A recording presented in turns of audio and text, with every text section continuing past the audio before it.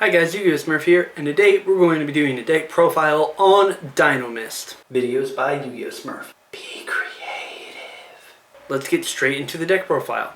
Starting off, we have 2 Effect Veilers, 2 Maxis, 1 DinoMist Brachion, 3 DinoMist Ceratops, 3 DinoMist Plesius, 3 DinoMist Terrans, 3 DinoMist Rex, 2 DinoMist Stegosaurus, 2 Dynamic Power Load, 3 DinoMist Charge, 1 Galaxy Cyclone, 2 Ignite Reloads, 2 Instant Fusions, 1 Limit Removal, 2 Mystical Space Typhoons, 1 Raigeki, 1 Terraforming, 2 The Monarch Storm 4th, 2 DinoMist Rush, and 2 Solemn Strike. Moving on into the extra deck, we have 2 Panzer Dragon, 1 Ally of Justice Catastor, 1 Armades Keeper of Boundaries, 1 Goyu Guardian,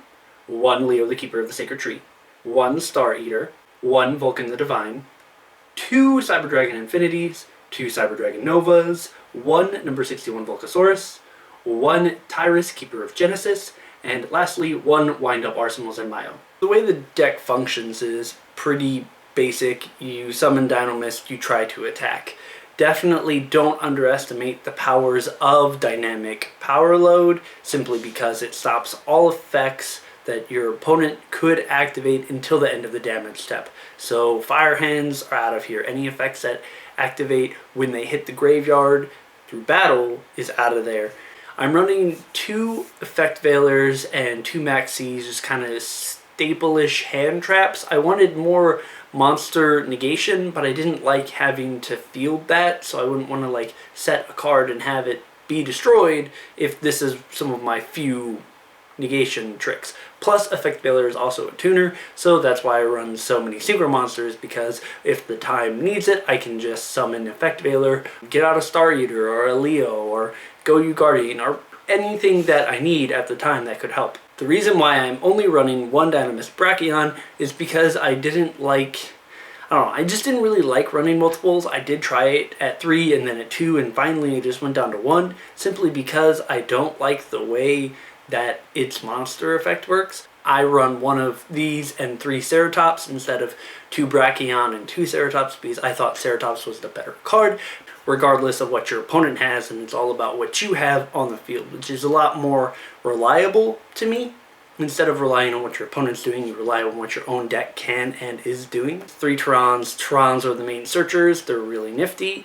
Couple things to note about Terrans is that the cards don't have to be sent to the graveyard, and its effect says search for a DinoMist card, meaning that you can also search for the spell and trap cards, meaning you can attack with Terran and get a DinoMist Charge, or a DinoMist Rush, depending on whatever you would prefer. The Plesius is really nifty, and it doesn't seem like a super useful effect, but when you have 2 Pendulum Zones and Plesius, and maybe even 1 other monster, all of your opponent's monsters are losing 400 attack, which then makes the 1700 attack a lot more reasonable, seeing as it can tie with 2100 attacks now. And if you have Dynamic Power Load, then it really helps in overcoming your opponent's monsters.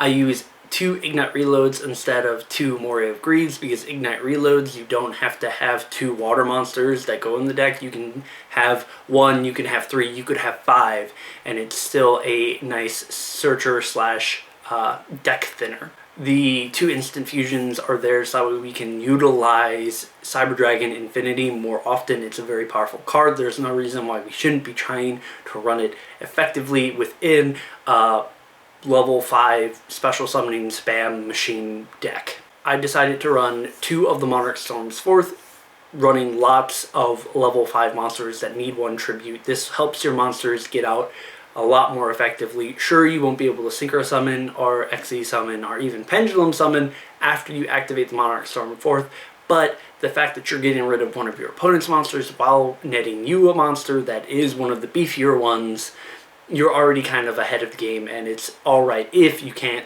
summon from the extra deck this turn. Real quick, a couple other things I wanted to note. I decided to run 2 Stegosauruses because I needed some more pendulum monsters out there, you could, instead of running Stegosaurus, run more Brachions, so that way you kind of even up the level 3 and level 6 scales for your pendulums.